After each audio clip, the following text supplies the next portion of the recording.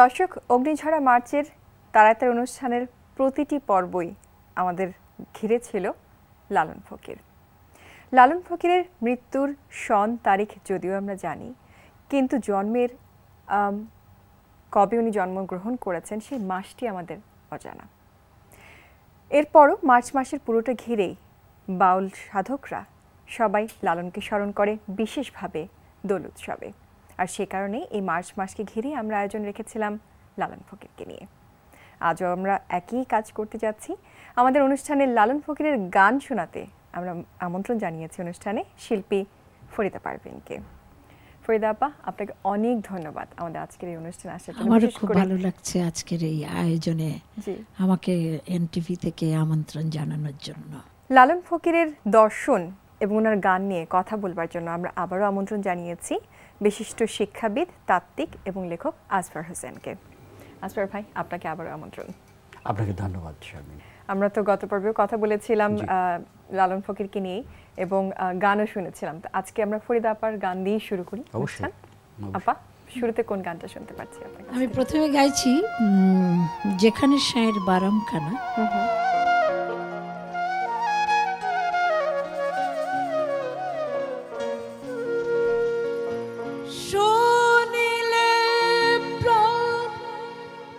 চমকে ওঠে শুনিলে প্রাণ চমকে ওঠে, দেখতে যেমন ভুজঙ্গনা,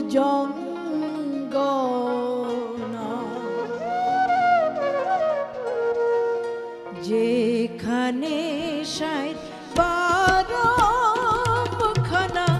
যেখানে শায়ের বারামখানা, শুনিলে প্রাণ চমকে ওঠে, শুনিলে প্রাণ চমকে ওঠে, দেখতে যেমন ভুজঙ্গনা, যেখানে শায়ের বারামখানা,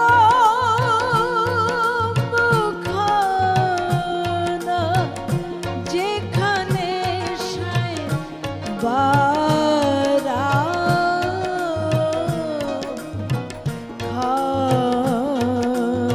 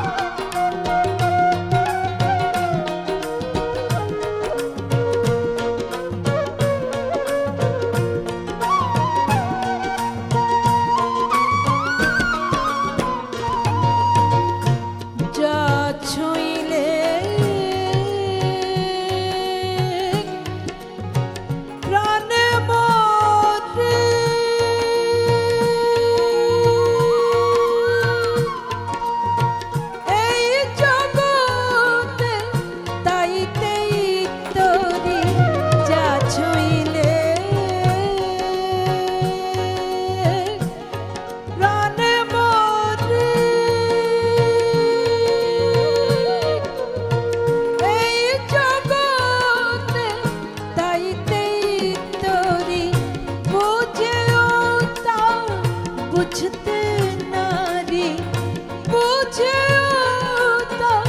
বুঝতে নারী, কীর্তি কর্মার কি কারখানা, যেখানে শায়ের বারামখানা,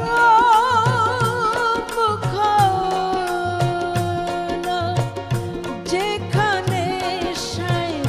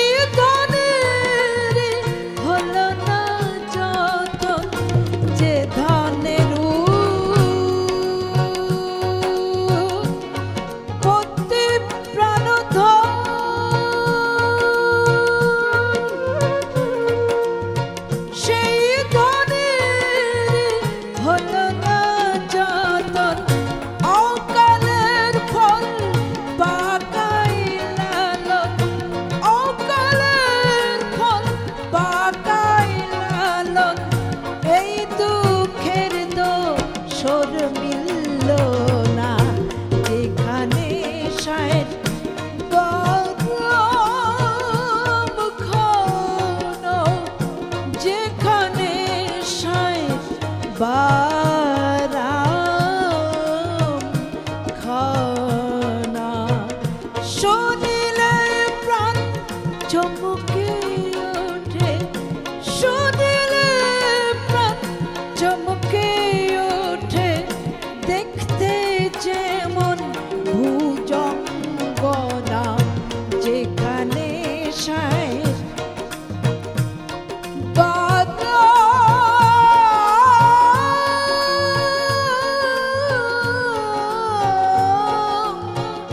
খানা।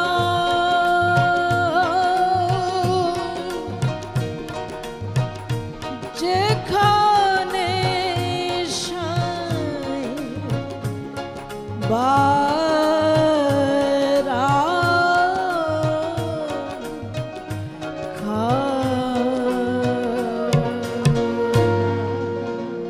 অসাধারণ আপা, ধন্যবাদ, অনেক ধন্যবাদ।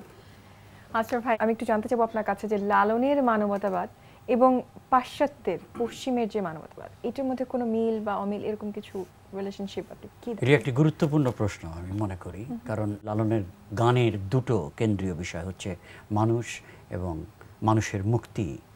তো মানুষকে যে কেন্দ্রে রাখা হয়েছে এই ক্ষেত্রে, এই ধারায় মানুষ শুধুমাত্র একটা বিশেষ্য না, মানুষ ক্রিয়াও বটে। পশ্চিমা মানবতাবাদ কি কাজ করে? যে কাজটা করে সেটা ভাই ভাই বলে প্রেমের নাম ধরে ঐক্যের ডাক দেয়, কিন্তু ঐক্যের ডাক দিতে গিয়ে বিরাজমান যে অসম ক্ষমতা সম্পর্ক আছে, নারীর সাথে পুরুষের যে ভেদ আছে, শ্রেণী বৈষম্য আছে, অন্যান্য বৈষম্য আছে, এগুলোকে ধোঁয়াশা করে রাখে, ঢেকে রাখে। কিন্তু লালন আমাদেরকে বারবার বলছেন যে মুক্তির স্বার্থে আমাদের ওইসব এলাকা ভুলে গেলে চলবে না। শুধু ভুলে গেলে চলবে না, লালন তার গানে প্রশ্নবোধক চিহ্ন ব্যবহার করেন, প্রশ্ন ওঠান, ওইসব এলাকাকে তিনি প্রশ্ন করেন। সুতরাং তাঁর মানবতাবাদের সাথে পশ্চিমা উদারনৈতিক মানবতাবাদের তুলনাটার আমি খুবই অযথার্থ মনে করি, এবং আমি মনে করি যে লালন ছিলেন সেই বিপ্লবী মানবতাবাদী যিনি আসলেই বিরাজমান ব্যবস্থাকে সম্পূর্ণরূপে মানুষের মুক্তির স্বার্থে পাল্টাতে চাচ্ছিলেন। আমরা আরেকটা গান শুনি, তারপর আবার কিছু আলাপ করি। মিলন হবে কত দিনে আমার মনের মানুষের সঙ্গে, সেটা পার্থিব হতে পারে, অপার্থিব হতে পারে। আমি গানটি শোনাচ্ছি।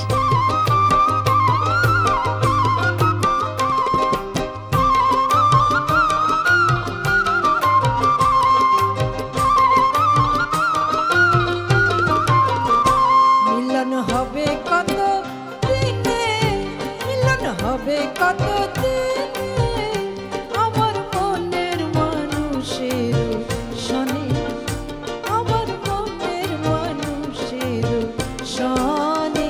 মিলন হবে কত দিনে, মিলন হবে কত দিনে আমার মনের মানুষের সনে, আমার মনের মানুষের সনে।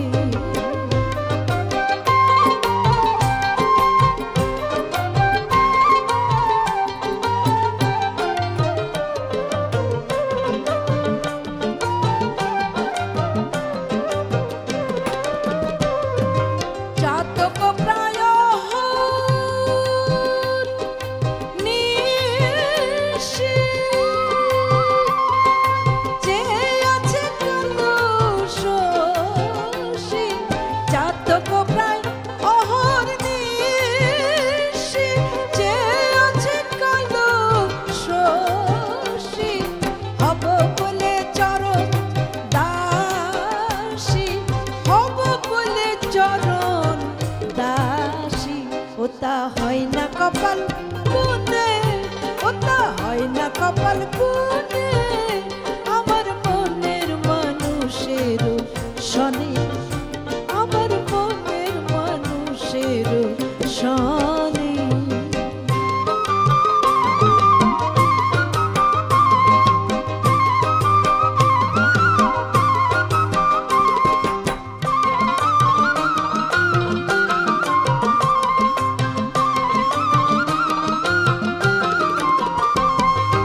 যখন রূপ সরূপ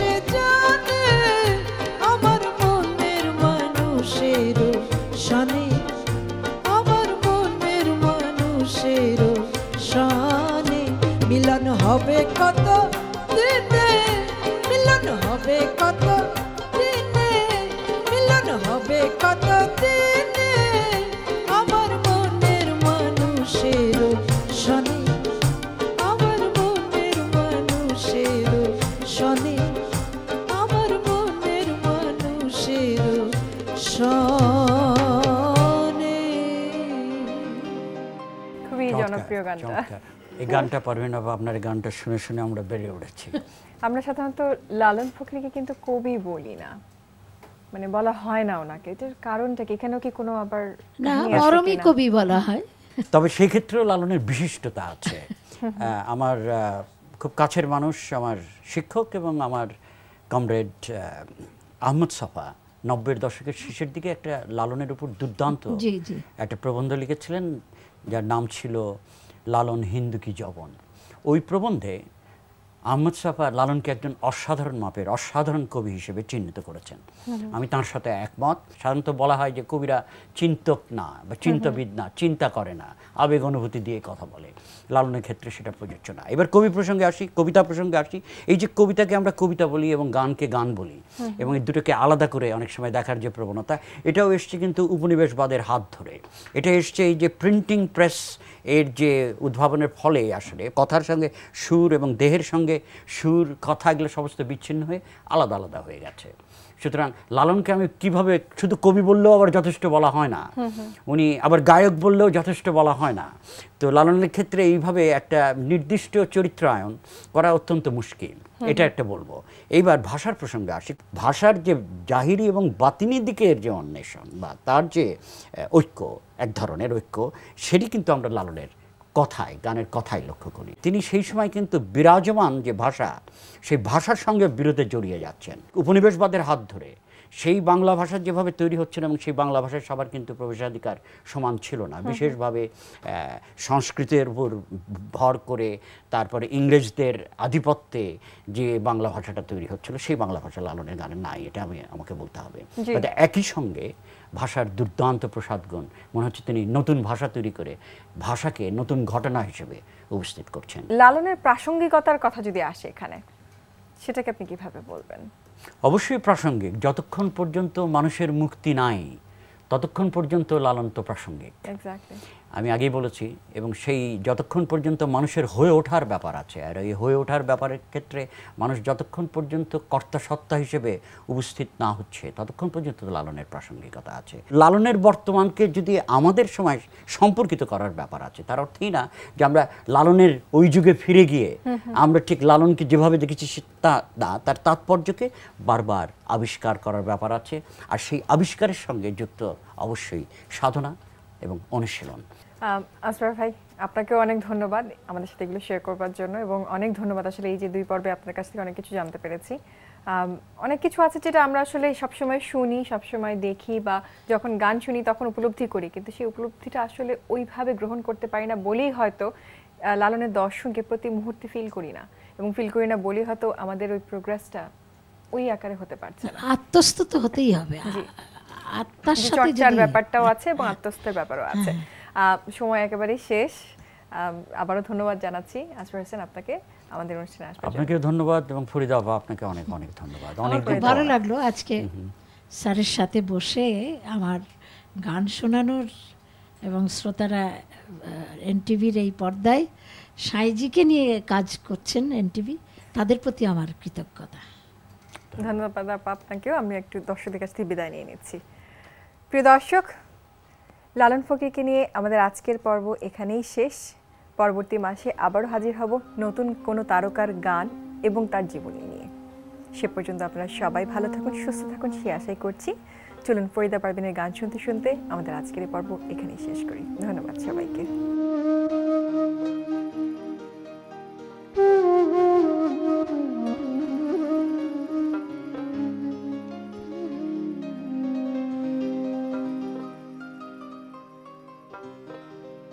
একটা বদহাওয়া লেগে খাঁচায়, কখন জানি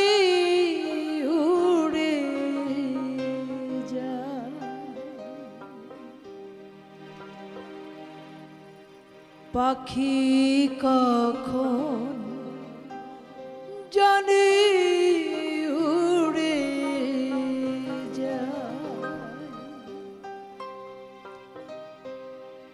একটা বদ হাওয়া লেগে খাঁচায় কখন জানি উড়ে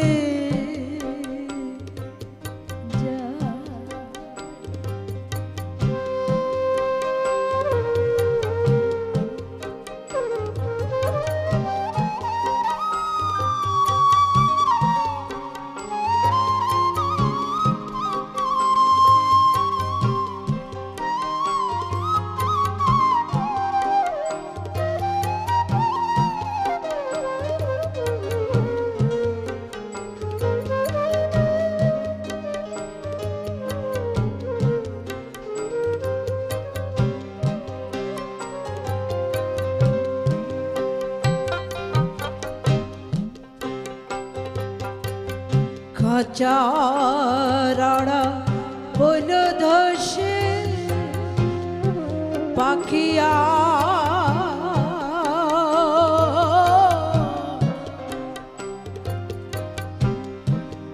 দাঁড়াবে কি সে, খাঁচারাড়া বন ধসে পাখিয়া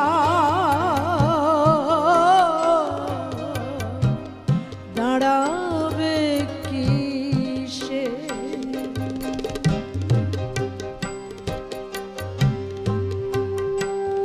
আমি ওই ভাবনা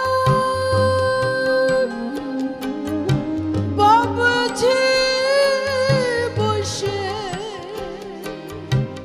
আমি ওই ভাবনা ভাবছি বসে,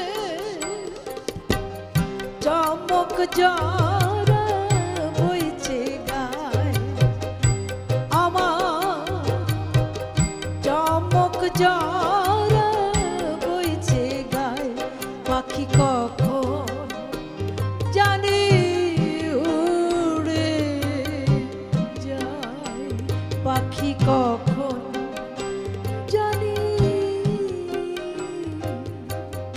উড়ে যায়।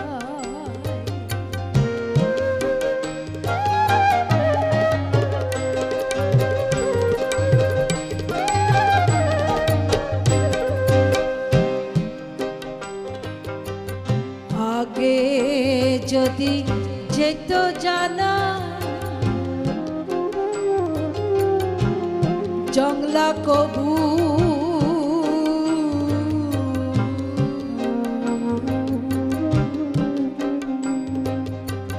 পোষ মানে না, আগে যদি যেত জানা জংলা কবু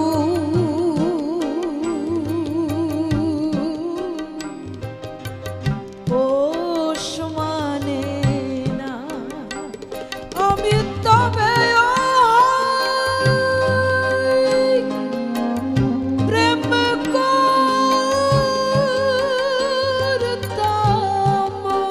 না, আমি তবে প্রেম করতাম না, লালন ফকির কেঁদে কয়, লালন ফকির কেঁদে কয় পাখি কখন জানি উড়ে যায়, একটা বদ হাওয়া লেগে খাঁচায়